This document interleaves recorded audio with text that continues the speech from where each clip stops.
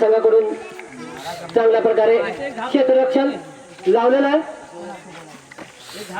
पुन्हा एकदा रोहन यांना तोंडाच्या ते राहून 4-5 पावला धरणं तसा चेंडू होता, परंतु हलकेचा कट केलेला अंतर्गत काळात एक धाव पळून पूर्ण केले. दुसऱ्या धावच्या प्रयत्नात पंचांचा इशारा नो. धाव संख्येत वाढ होते ती 2.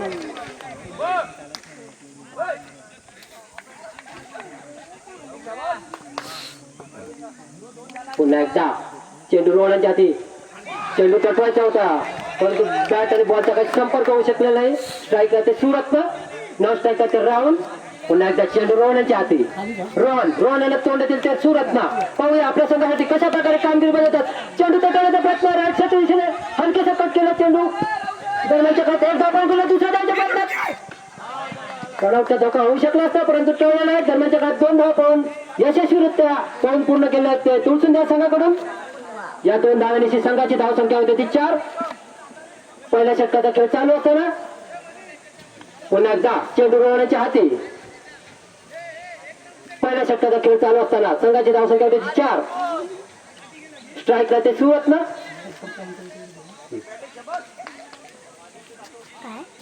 चेंडू रोवण्याच्या हाती. आताच्या सामन्याचे पंच आहेत ते ओमकार आणि रुपेश, अतिशय नावाजलेले मंडळाचे पंच. पुन्हा एकदा उंच असा चेंडू तटवला. पाहूया बहुधा सिक्सर सुरत यांच्या बॅट मधून निघाला उत्तुंग असा षटकार. संघाची धाव संख्या होती 10. पहिल्या षटकाचा खेळ चालू असताना थोडस महागड असं शतक. तुळसुंद्या संघाला जिंकायचा षटक. प्रत्येक षटकामागे किमान 16 धावाची आवश्यकता. त्या धावेचा पाठलाग करताना तुळसुंद्या संघ. पुन्हा एकदा चेंडू रोहनच्या हाती. रोहन तोंड ते सुरत ना. पाहूया हलकेचा चेंडू तटवला आहे. स्वतःच्या फलंदाजीमध्ये अडवताना, परंतु एका धावेवर एक धाव काय ते रोखू शकत नाहीत ते रोहन. या एका धावेने संघाची धाव संख्या होती. राहुल ऑफसाईडच्या दिशेने उंच चेंडू तटवला. दरम्यानच्या काळात 2 धाव पाहून पूर्ण केले तुळसुंद्या संघाकडून. या 2 धावेनिशी संघाची धाव संख्या होती 13. पुन्हा एकदा चेंडू रोवण्याच्या हाती. पहिल्या षटकाचा एक चेंडू शिल्लक असताना पुन्हा एकदा राहुल उंच चेंडू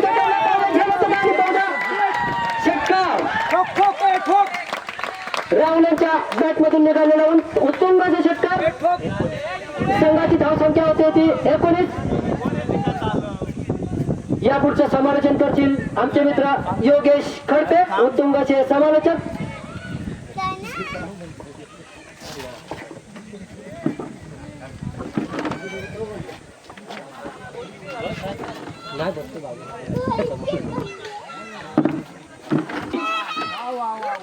हिमालय पर्वत जरी बनवला असाल तरी ते उंच शिखर चढण्याची ताकद आमच्यातही आहे. हे 2 फलंदाज मात्र इथे दाखवताना दिसत आहेत. 6 बॉलचा गेम संपलाय. 19 अशी धावसंख्या. 62 धावांचं आव्हान आहे. गोलंदाजीसाठी तयार आहे. स्लो डिलिव्हरी परंतु straight to the fielder. Tejas मात्र ते चूक करणार नाहीये. पॉवर जनरेट होत नाहीये. आणि सुरत्न ज्याने चांगल्या प्रकारची षटकाराने सुरुवात केली होती मगाशी पहिल्या षटकामध्ये.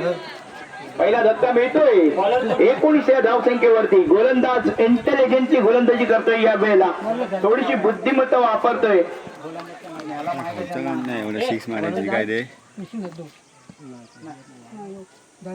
बॅटम राऊंड विकेट मारा करणार आहे. पुन्हा एकदा अकोट टप्प्याचा बॉल.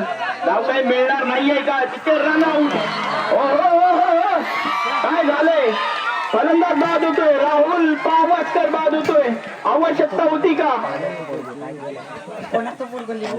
पहिल्या षटकामध्ये असं वाटलं होतं की तुळसुंदेने सुरुवात चांगली केली आहे. सुरुवात झाली होती चांगली, परंतु त्यानंतर मात्र कल्पेशने कमबॅक केलाय. पहिल्या षटकामध्ये रोहन वरती हल्ला चढवला होता सुरत्नने. आपण टप्प्याचा बॉल यावेळेला मात्र फलंदाज बाद होणार का? विकेट किपर कडून अपील केलं जात आहे. मॅचच्या पट्ट्या देत नाहीये. मॅच फिनिश होताना दिसते कल्पेशच्या माध्यमातून.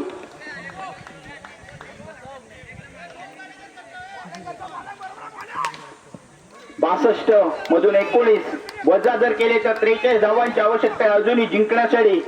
आव्हान मोठं आहे परंतु इम्पॉसिबल नाहीये. ओहो, शॉट मध्ये ताकद नाहीये. फलंदाज बाद नाही, परंतु विकेट किपरने थोडा प्रयत्नही केला नाही. एक वनडीच्या स्वरूपात धावसंख्या 20. इंटेलिजंट गोलंदाजी, स्लोअर डिलिव्हरीचा पुरेपूर वापर. त्यामुळे जे काय करायचंय तुम्हाला ताकदीने करायचंय. बॅट मात्र हवेमध्ये फिरते आहे, बॉल वरून जातोय. No chance for the batter. आखूड टप्प्याचा बॉल तुम्हाला 1 धाव किंवा 2च धावा देईल. दळे सेमीफायनल मध्ये प्रवेश करण्यासाठी तयार असेल का? पुढच्या 12 बॉल मध्ये अजूनही कळेल. या षटकातील काही बॉल शिल्लक. सकाळपासून आपण पाहतोय कल्पेशचा खेळ खूप चांगला खेळ आज कल्पेशद्वारे केला गेलाय. त्यावेळेला परत आउटसाइड ऑफ स्टंप जोरदार अपील सुद्धा होते आणि षटक संपल्याची खूण केली जाते पंचांकडून. 2 षटकांची होते समाप्ती. पहिल्या षटकामध्ये निघाल्या 19, दुसऱ्या षटकामध्ये निघाल्या. एक्साइटमेंट आहे किपर कडून. नेव्हरदलेस 11 बॉल आणि 42 धावांची आवश्यकता आहे. षटकार गोलंदाजीचा भाग स्वीकारला इथे मनीष यांनी. मगाशी सुद्धा मनीष याला आपण पाहिलं होतं गोलंदाजी करताना. परत एकदा हा बॉल हवेमध्ये आहे परंतु बॉल जाईल का? हो, क्षेत्र रक्षण आहे. लाईनमन जरा सांगा प्लीज. चौकार. लाईनमन कडून घोषणा केली जाते चौकार. का क्षेत्ररक्षण होतं तेजस यांचं. शेवटच्या क्षणापर्यंत अगदी थोपटून तयार होता दंड आणि छातीला लावली होती आपली माती. परंतु इकडे मात्र आपल्याला स्वप्नांची शिदोरी पूर्ण करण्यासाठी ती घाम गाळावेच लागणार. रेडा यावेळेला मात्र फलंदाज बाद. स्लोअर डिलिव्हरी, इंटेलिजंट क्रिकेट, बुद्धिमत्ता वापरली आहे. रोहनने जे काम केलं नव्हतं पहिल्या षटकामध्ये ते मात्र इथे काम करताना दिसतोय. तो कल्पेश, यानंतर मनीष. थोडा इंटेलिजंट, बुद्धिमत्ता, थोडा प्रेझेन्स ऑफ माइंड यामध्ये वापरणे फार गरजेचं आहे की फलंदाज हा षटकार खेचणार त्यासाठी स्टेप आउट होणार किंवा इनसाइड आउट येणार. त्यासाठी त्यांना काहीतरी इनोव्हेटिव्ह करावं लागणार, क्रिएटिव्हिटी दाखवावी लागेल. पण त्याच्या अगोदर आपण क्रिएटिव्हिटी दाखवावी. गोलंदाजाने ते काम केलंय. रश्मित फलंदाजीसाठी जातोय नवीन फलंदाज. आता भरपूर मात्र दूर आहे. सामना दूर गेलाय. दळेने या वेळेला मात्र आपला सूर्य तेजाने फडफडवलाय आणि प्रकाशित केलाय. पराभव लागतो सर्वांच्या जिवारी. जिंकण्यासाठी धडपड सारी. स्पर्धा जिंकण्याची झाली आहे तयारी. पाहूया कोण पडतंय कोणावर भारी. या वेळेला मात्र दळे पडलाय भारी. इथे मात्र स्ट्रेट ड्राईव्ह खेळलाय. तिकडे क्षेत्ररक्षक आहे आणि हे मात्र लॉलीपॉप सोडलाय.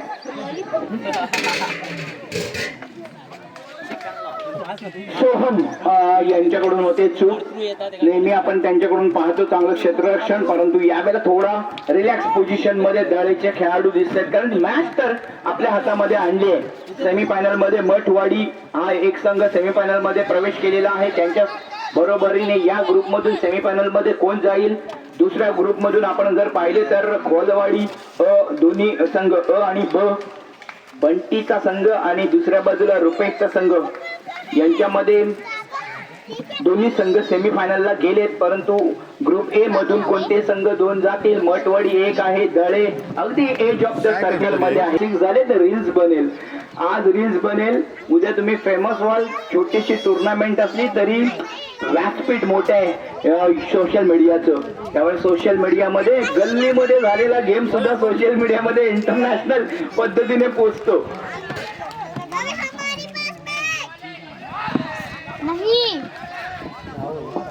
राहुल 5 बॉल 36 ची आवश्यकता आहे. सेमीफायनल मध्ये जाण्यासाठी तयार आहे दळे. शिवस्मृती वनडीच्या स्वरूपात 5 बॉल 35.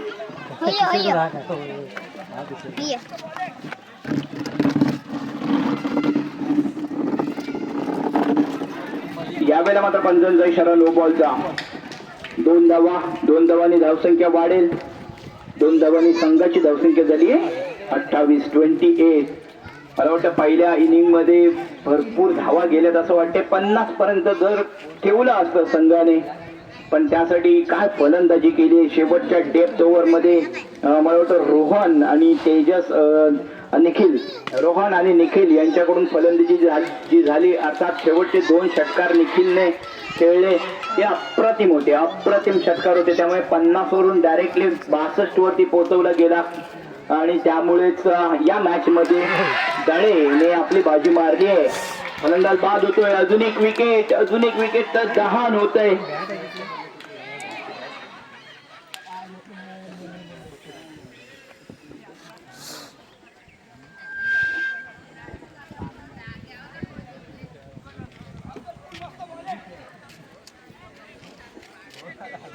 चला यावेळेला मात्र दळे संघाला विजयाची अगदी शेवटच्या क्षणावरती आलोय आपण. सेमीफायनल मध्ये जाण्यासाठी वाईट बॉल, परत एकदा वाईट बॉल. थोडा आक्रमकतेला आवर घाला गोलंदाज. Don't be violent, be silent and show your talent. बजेगी शिट्टी, बजेगी ताली, दर्शक नहीं होंगे बोर. और ये आया है विजय का 4. जबरदस्त. तेजस मात्र खुश आहेत या वेळेला आपल्या संघावरती. त्याचबरोबर आपण जर पाहिलं ओव्हरऑल तेजसची कामगिरी सुद्धा चांगली झाली आहे, पण त्याचबरोबर पूर्वेशची कामगिरी सुद्धा चांगली झाली आहे. बॅटिंग मध्ये मास्टर इनिंग खेळलाय निखिल सुद्धा, आणि त्याचबरोबर रोहनने सुद्धा आपले हात अगदी धुवून घेतलेत या धावत्या गंगेमध्ये. आणि त्यानंतर मात्र जी सुरुवात केली होती रतन 11ने, वाटलं होतं की हा मॅच मात्र शेवटच्या क्षणापर्यंत जाईल, परंतु कल्पेशने परत एकदा स्वतः कमबॅक करून दिला कल्पेशने. आणि तदनंतर मात्र काय गोलंदाजी मनीष यांची सुद्धा. त्याच्यानंतर मात्र नो चान्स. जाऊ दे ना अंपायर, लास्ट डिलिव्हरी आहे. वाईट बॉल नो बॉलचा इशारा पंचांचा. लास्ट डिलिव्हरी आहे.